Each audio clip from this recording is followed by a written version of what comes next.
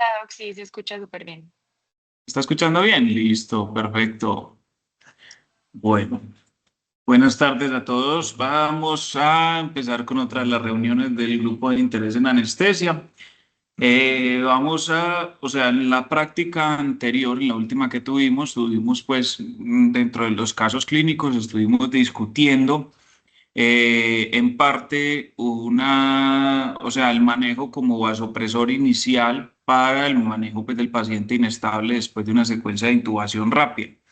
Sin embargo, es bueno hacer una revisión general de la mayoría de vasoactivos, vamos a llamarlos así porque no todos son vasopresores como tal, sino que vamos a ver que tienen varias funciones, no solamente el efecto vasopresor. ¿Listo? Entonces, inicialmente, el uso principal de los vasopresores o de vasoactivos, mejor, se utiliza en shock, que se define como una falla en el sistema cardiovascular que impide una adecuada perfusión tisular y una entrega de oxígeno para mantener el metabolismo celular normal. ¿Listo? Lo que están viendo ahí es básicamente una imagen, una angiografía donde se ve cuáles son los efectos que se producen a nivel, pues cuando tenemos un paciente en shock. Entonces, a la izquierda tenemos una perfusión normal y a la derecha estamos viendo cómo se ve la disminución del flujo en general cuando tenemos un paciente en shock. ¿Listo?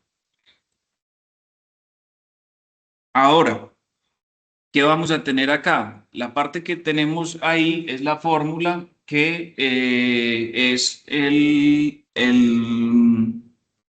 delivery de oxígeno, que es igual al gasto cardíaco por el contenido arterial de oxígeno por 10, que es una variable independiente. Listo, es la fórmula general que vamos a jugar básicamente con esas variables que les hago mucho énfasis, ya vamos a ver sobre todo en la fórmula del gasto cardíaco, pero es básicamente desglosar esa fórmula donde vamos a tener los principales determinantes del gasto cardíaco y los determinantes del contenido arterial de oxígeno, que son básicamente la cantidad de hemoglobina y la saturación de hemoglobina a nivel pulmonar. ¿Listo?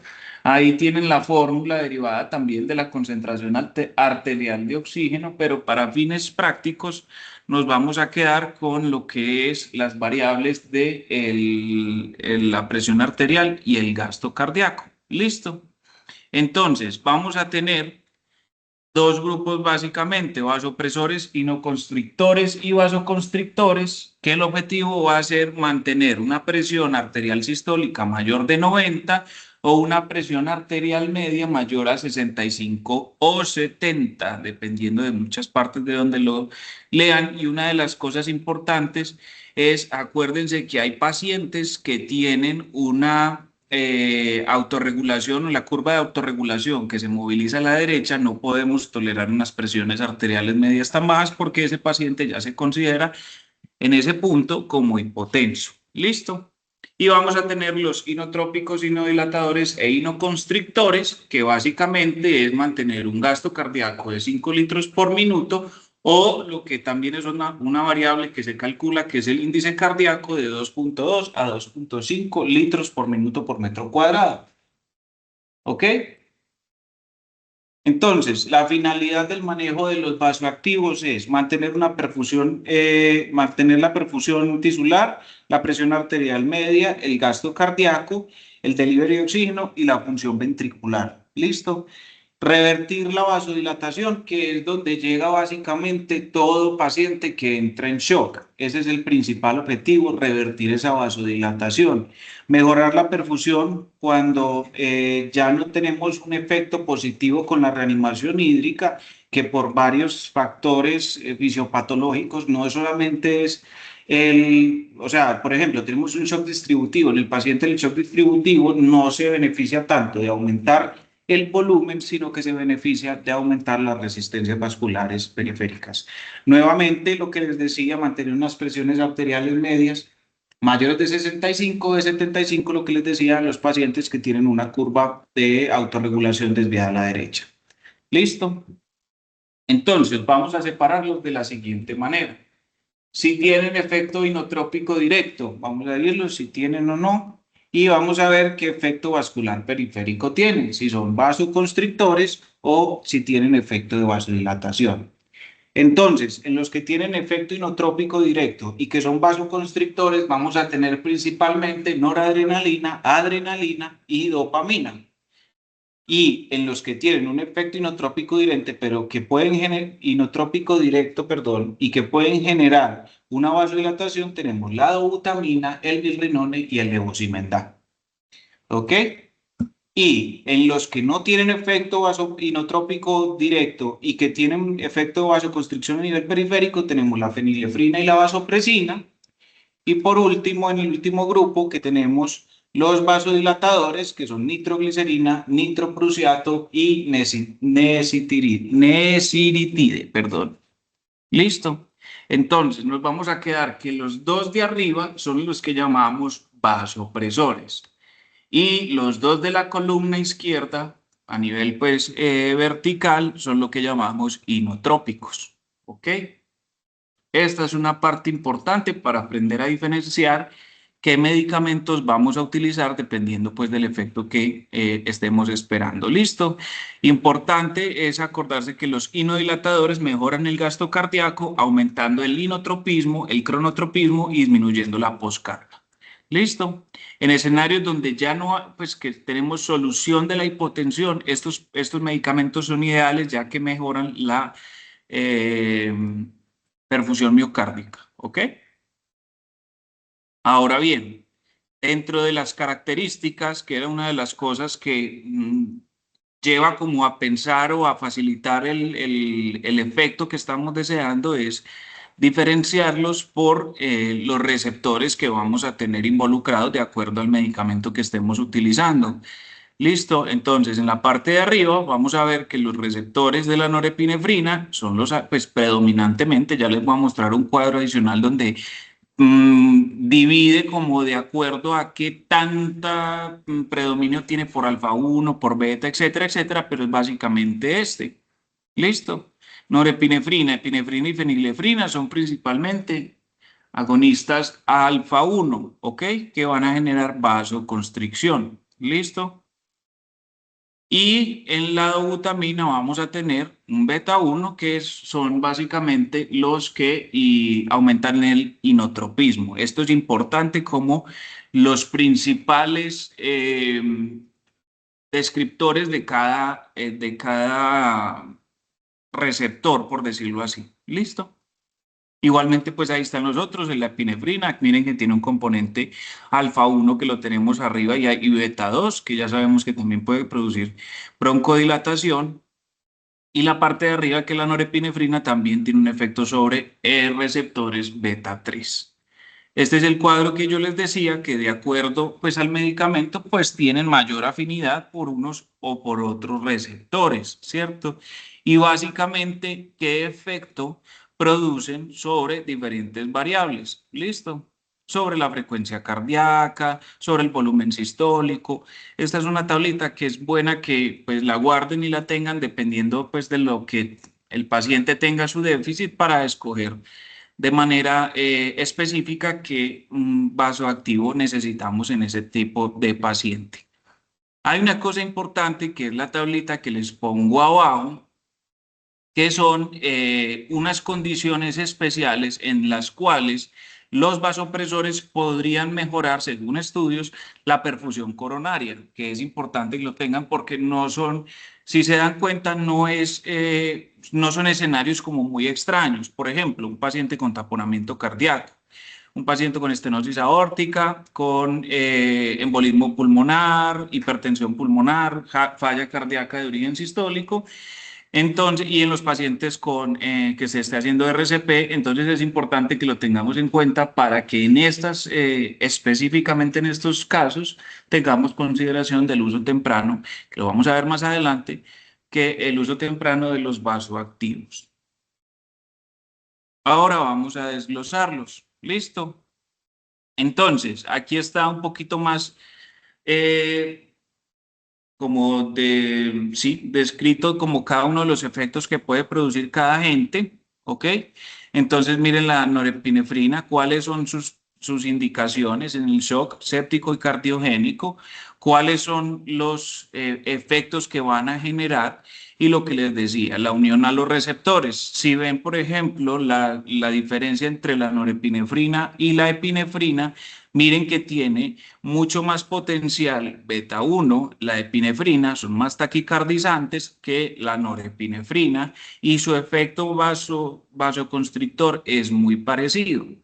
Efectos adversos hay que tenerlos muy presentes para también llevar a una elección que sea correcta de cada uno de los medicamentos. Ya se los voy a desglosar más adelante, pero es importante que este tipo de imágenes que nos hacen un resumen rápido de cuáles son los efectos, cuáles son las indicaciones y sobre todo cuál es la dosificación típica que en la práctica anterior les describía en cuáles son, o sea, cómo llegar a esa dosis, cómo dar este tipo de medicamentos que miren que la mayoría de literatura nos los van a dar por microgramos, kilogramos, minuto, a diferencia, pues como exceptuando la regla de la vasopresina, que se dan unidades minuto, unidades internacionales minuto, pero la mayoría se van a dar por microgramo, kilogramo, minuto. En esta segunda página ya tenemos otros agentes como la fenilefrina, la bautamina y el milrinone, que también, pues dependiendo de los escenarios en los que nos encontremos, miren las indicaciones, vamos a escoger uno u otro. En el desglose vamos a tener pues un poquito más. Si quieren le toman pues la foto para que lo tengan, pero es básicamente para que tengan la comparación y las dosis pues como de manera rápida y cuáles son los efectos adversos de cada uno. ¿Listo?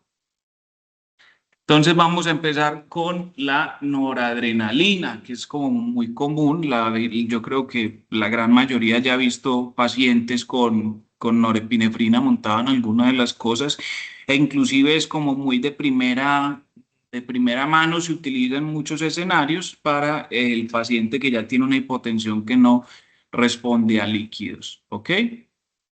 Entonces, efectos, lo que les decía, actúa principalmente en receptores alfa 1, también tiene un componente de beta 1, produce una potente vasoconstricción. Vamos a tener modificaciones sobre la presión arterial sistólica, la presión arterial diastólica y la presión de pulso. Vamos a tener un incremento del gasto cardíaco, sobre todo a dosis muy altas, pues a dosis altas.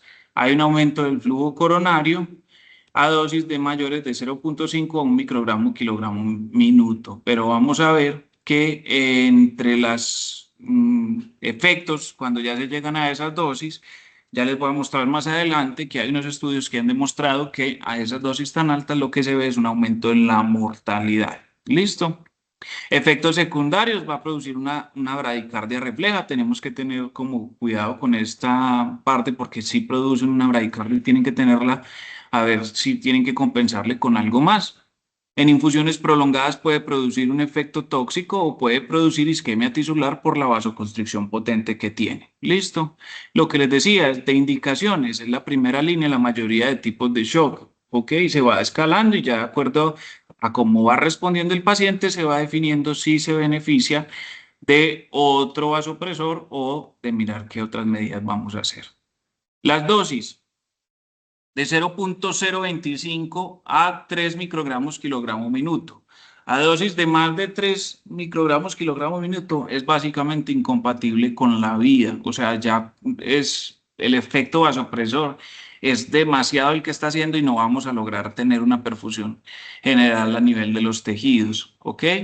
Importante lo que le hablábamos para poder definir las diluciones, vienen ampollas de 4 miligramos en 4 cc, lo que les decía en la práctica, los que estuvieron, la mejoría, o sea, se ha demostrado que tiene mejor efecto cuando se diluye en dextrosa, ¿ok?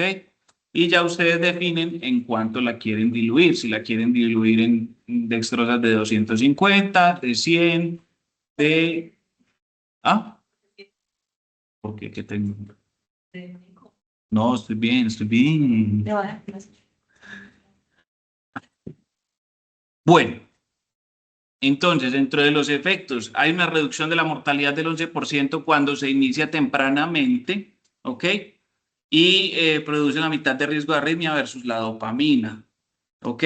Aumenta la presión media, el llenado sistólico, que es independientemente generada al corazón, y es determinada por la rigidez de los vasos periféricos. ¿Listo? Debe ser mayor la rigidez intrínseca pues, de los vasos de la aurícula derecha para garantizar una precarga al corazón. Listo, que acuérdense que en la diástole la presión de la aurícula derecha es cero, o sea, puede producir un efecto como de succión o de vacío, que eso nos beneficia el llenado y la precarga del corazón derecho. Listo. Adrenalina. Entonces, es un potente beta 1, tiene lo que les mostraron los cuadros anteriores, tiene un efecto moderado beta 2 y alfa 1. A dosis bajas mejora el gasto cardíaco y la actividad alfa 1 pues, es la que hace la vasoconstricción, como lo decíamos, y también hay una pelea como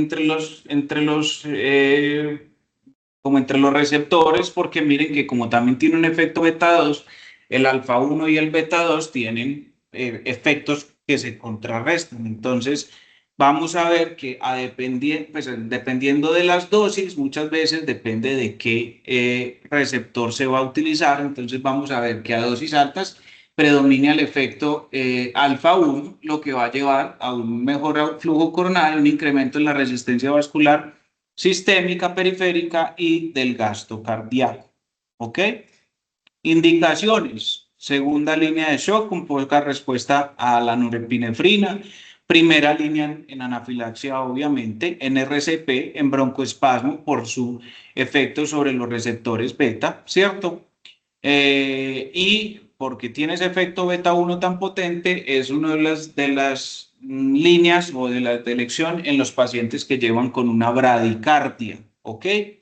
No solamente quedarnos con la atropina, eso creo que lo discutiremos más adelante cuando veamos un poquito, pues, como podemos ver de bloqueos, pues, de reanimación en general, pero también tenganlo presente.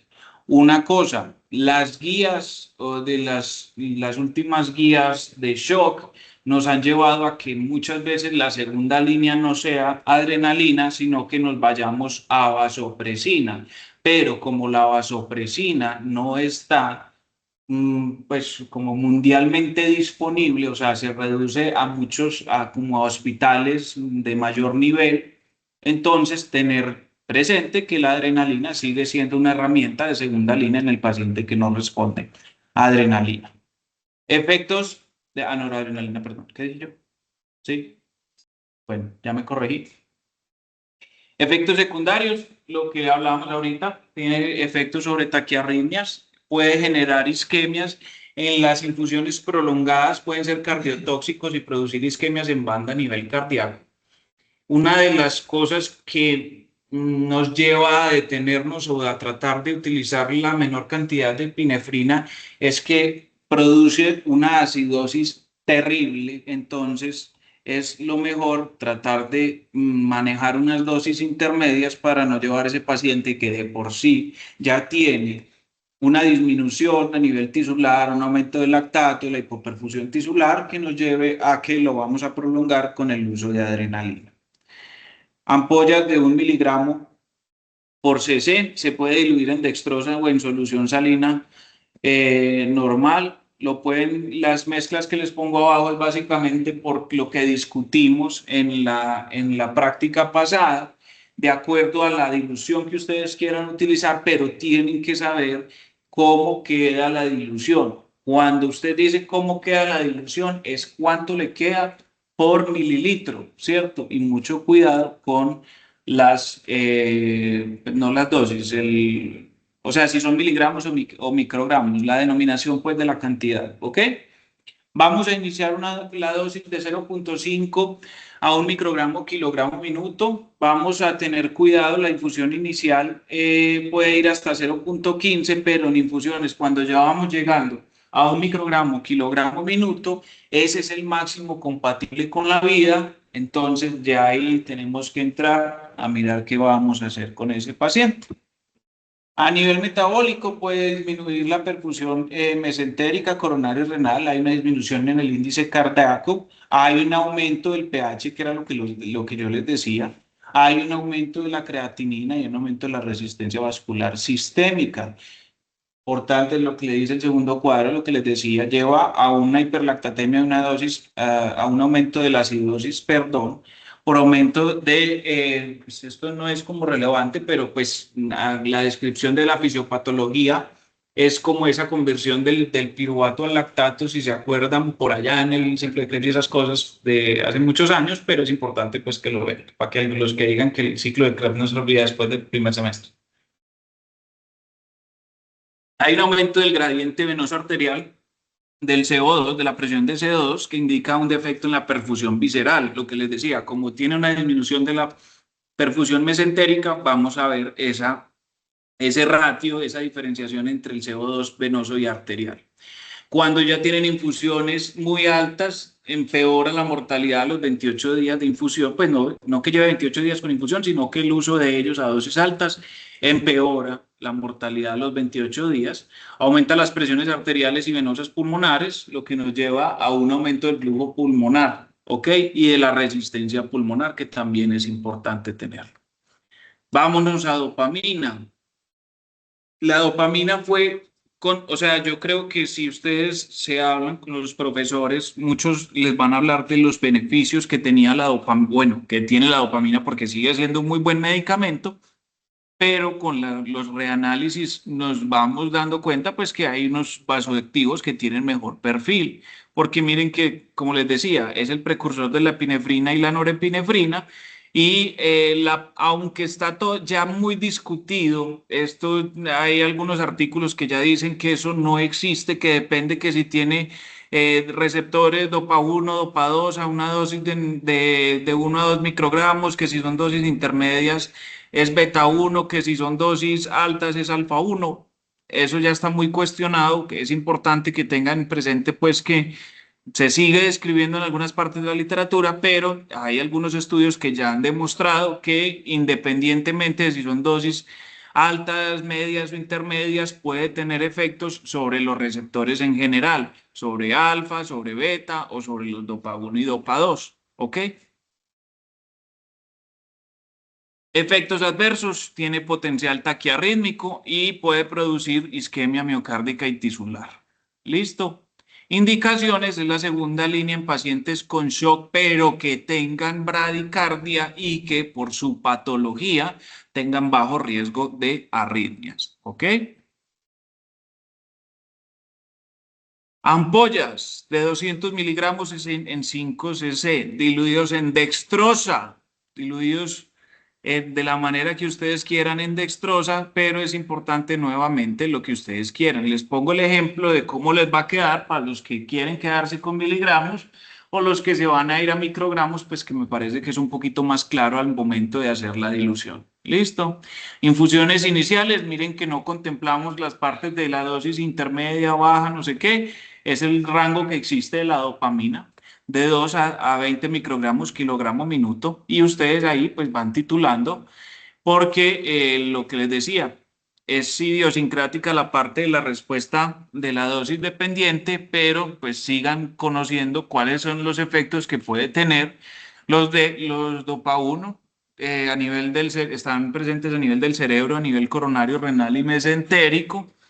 Los dopados son presinápticos en la vasculatura y en el tejido renal, promueven la vasodilatación y son efectos natriuréticos, pero también son los responsables de generar el potencial arritmogénico de la dopa.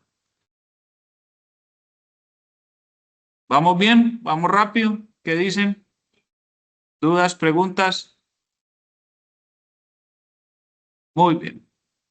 Fenilefrina. Entonces, ¿por qué les pongo la fenilefrina? Yo creo que ya los que han rotado por Gine se han dado cuenta que es uno de los medicamentos que están de elección para el manejo de la hipotensión en la materna, ¿ok? Entonces los invito a que la conozcan porque las maternas no son buenas respondedoras, o bueno, cuando lleguen a Gine se van a dar cuenta que hay unos estudios que ponen como en tela de juicio el uso de noradrenalina y de adrenalina por el compromiso que tienen a nivel placentario, pero la fenilefrina ha demostrado que tiene un buen perfil a nivel de el uso en las maternas, ¿ok?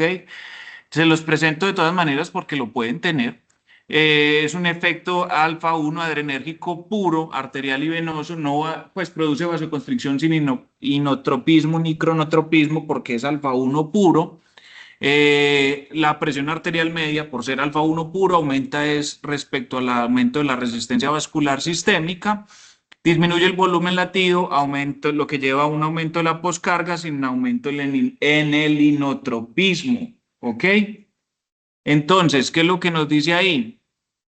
La vía media es de 20 minutos, hay que tener cuidado, puede poner un bolo y luego dejar una infusión, una titulación lenta para el manejo de la fenilefrina.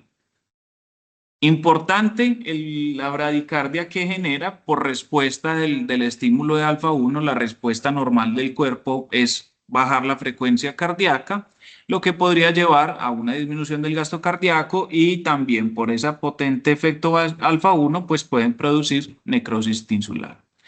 Entonces, indicaciones, es una opción en los pacientes que tengan sepsis con hiperdinamia. No hay mucha evidencia, pero pues se ha demostrado que tiene beneficios. Hipotensión por anestésicos, que también pues hace parte pues como de lo que hablamos. Obstrucción del tracto de salida, estenosis aórtica o los pacientes que tienen de por sí una miocardiopatía hipertrófica. ¿Cómo viene? Ampollas de 10 miligramos. La pueden diluir en dextrosa o en solución salina. Yo la invitación que les hago es dextrosa. Quédense con que los vasoactivos los diluyen en dextrosa. ¿Ok? O sea, no, sí se ha demostrado que tiene una disminución del efecto, pues, o sea, se mejora el efecto cuando está en dextrosa, pero pues si solamente es salino, no creo pues que haya alguna parte donde diga no tenemos dextrosa, pero uno nunca sabe. Lo mismo que les digo, ustedes verán cómo la diluyen, puede ser de 100 microgramos, 40 microgramos, 20 microgramos por mililitro, no va a tener ninguna injerencia porque la infusión, ustedes cuadran pues de acuerdo a lo que tienen. Y lo que les decía, van a poner entonces un bolo de 50 a 200 microgramos y van a iniciar una infusión de 0,25 a 1 microgramo kilogramo minuto. ¿Ok? Vasopresina. Entonces, produce una vasoconstricción sistémica sin inotropismo ni cronotropismo. Se aumenta la presión arterial media por aumento de la resistencia vascular sistémica. No aumenta la resistencia vascular pulmonar y mejora la relación resistencia vascular periférica, resistencia vascular pulmonar, que puede, pues, está indicada en los pacientes que tengan una disfunción, o sea, mejora el espectro en el paciente que tiene una disfunción de ventrículo derecho. Ya. Efectos adversos, vasoconstricción, lo mismo, todo paciente que tenga una vasoconstricción puede llevar a una isquemia mesentérica, disminución del gasto cardíaco por dosis mayores a 0,4 unidades por minuto y puede llevar a una isquemia miocárdica. Acuérdense por el efecto de la vasopresina a nivel de los receptores renales, puede producir una retención hídrica y o sea, lo ideal es no ponerlo en los pacientes que tengan un antecedente de un TEC. Como les decía, es de elección en los pacientes que tienen una falla de ventrículo derecho por la vasodilatación pulmonar, en la hipertensión pulmonar, shock refractario de las catecolaminas, lo que les decía ya se ha demostrado que es el segundo nivel bueno, la segunda elección en los pacientes que no tengan una buena respuesta a norepinefrina. La recomendación en algunas partes es cuando vayan llegando a dosis de 0,5 microgramos kilogramo minuto de norepinefrina, monten la vasopresina de manera temprana, ¿ok? 0,5 microgramos kilogramo minuto de norepinefrina, consideren iniciar las dosis de vasopresina y se va titulando para no llevar ese exceso, pues, bueno, no tener los efectos adversos sumados a dosis altas de la norepinefrina y se va aumentando como esa vasopresión o ese efecto de la resistencia vascular sistémica por otros receptores que son los de la vasopresina, ¿ok? Y ¿por qué les digo que lo pongan temprano? Por lo último que aparece, que es importante, mejora la sensibilidad de los receptores a la norepinefrina. No solamente a la norepinefrina, sino a las catecolaminas en general, pero como les digo, está asociada más de segunda línea cuando el paciente no responde a norepinefrina. ¿Listo? Entonces, como la ampolla viene de 20 unidades, acuérdense que esta es la única que viene diferente, 20 unidades por cc, en dextrosa al 5%, ok, en 100 cc, lo ideal como para que no tengan confusiones respecto a las unidades.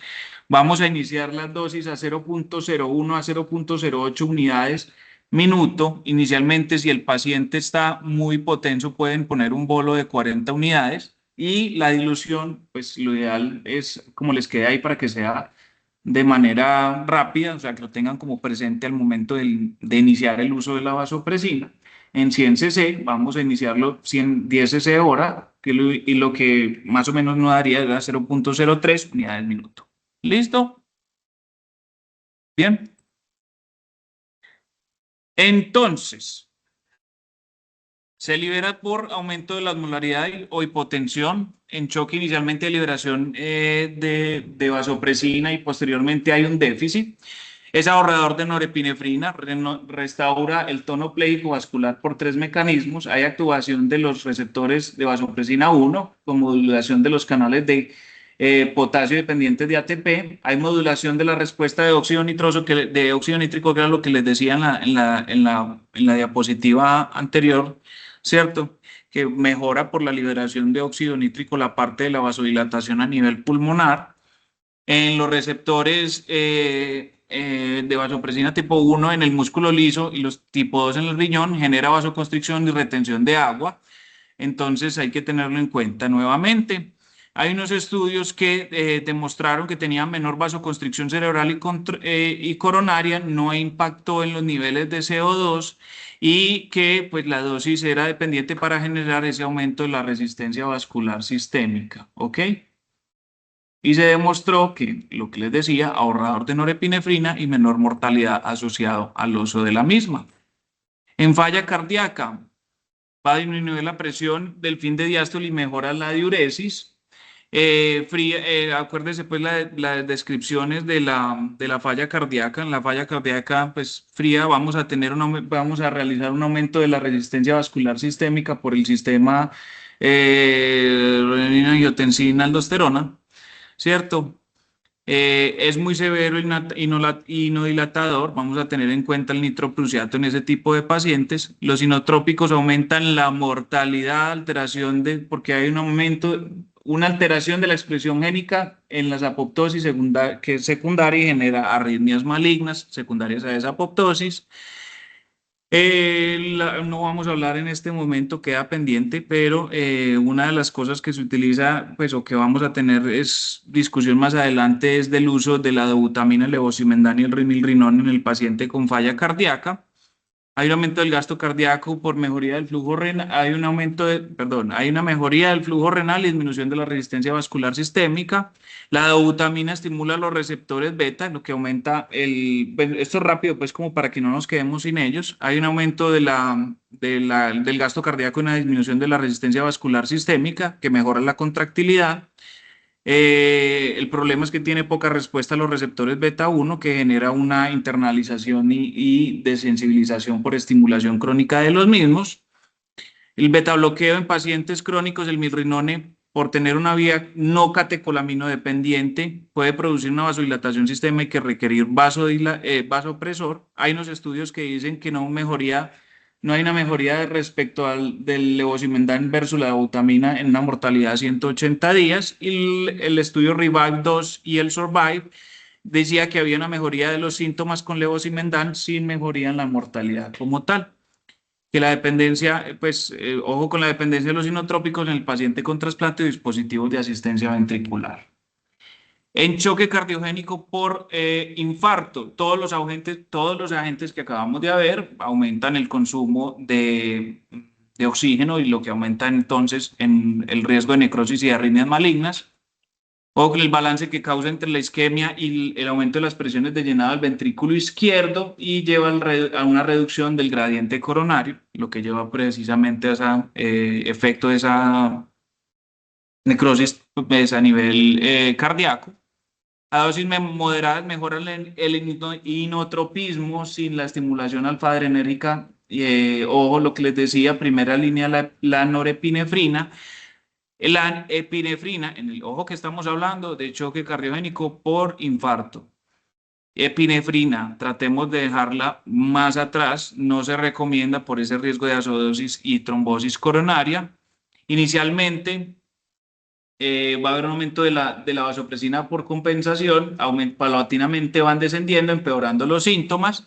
Hay una mejoría con infusiones bajas de vasopresina como coadyuvante, pues que las causas básicamente son las que vemos ahí: disfunción autonómica, inhibición por norepinefrina, y que lo que les decía ahorita de los efectos que puede mejorar la vasopresina en ese tipo de pacientes. En paro cardiorrespiratorio, definitivamente seguimos utilizando la epinefrina como dosis, pues como vasoactivo inicial, ¿ok? Facilita el rápido, pues un aumento rápido de la presión diastólica para mejorar la perfusión coronaria. Hay un aumento del consumo ventricular y hay un riesgo de arritmias e infarto, pero pues finalmente no tenemos como mayor evidencia de iniciar con otro. En infarto del ventrículo derecho tenemos, pues, la dobutamina está indicada, pero evitar unas presiones, esto ya es un poquito más avanzado, pero lo ideal es evitar presiones de la aurícula derecha mayores a 15 milímetros de mercurio. Y ojo que tiene riesgos de fibrilación auricular, flutter y todo el tipo de arritmias por reentrada. ¿Listo? Entonces, este estudio es importante porque se van a encontrar muchas veces con la decisión de por dónde poner el vasopresor. Este es un estudio importante que hablaba de la seguridad de la administración de vasopresores por vía periférica. ¿Listo? Entonces, ¿cuáles son las recomendaciones? Que sea una vía venosa para un único medicamento. Lo ideal es siempre tener dos vías periféricas, o sea, no vamos a meterle nada más por donde está pasando el vasopresor porque puede disminuir el efecto. El max, ustedes, para que tengan defendido, ustedes pueden poner un vasoconstrictor por vena periférica hasta 24 horas. A partir de ahí, sí, tener cuidado y buscar una línea pues central o más central, un yugular externo que lo puedan coger pues con un catéter normal.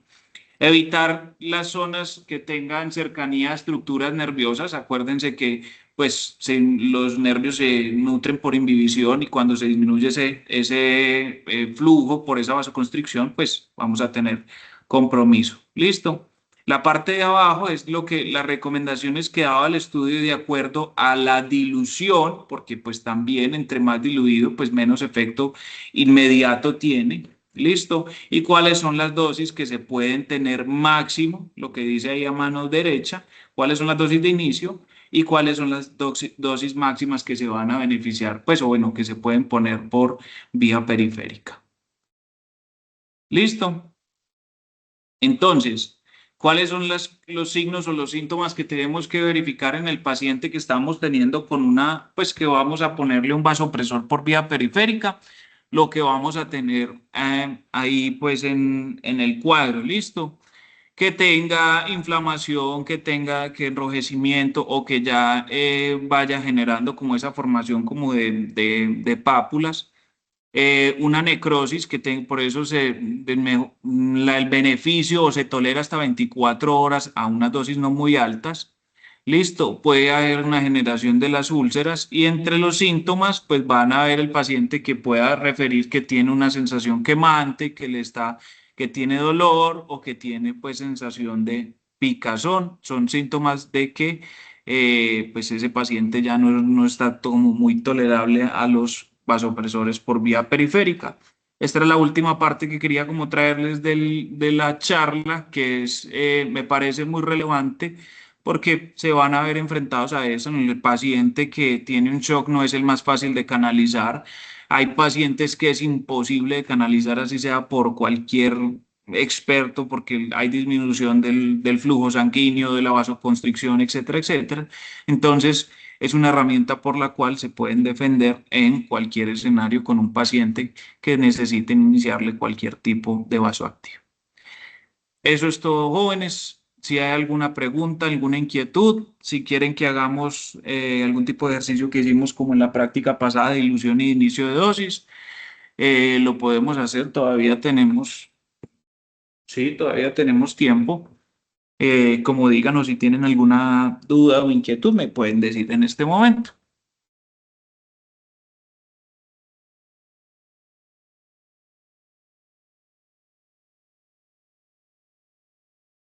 Sí, le prendemos la cámara, pues yo creo que se deje ver, no sé. Ahora sí, no. No, por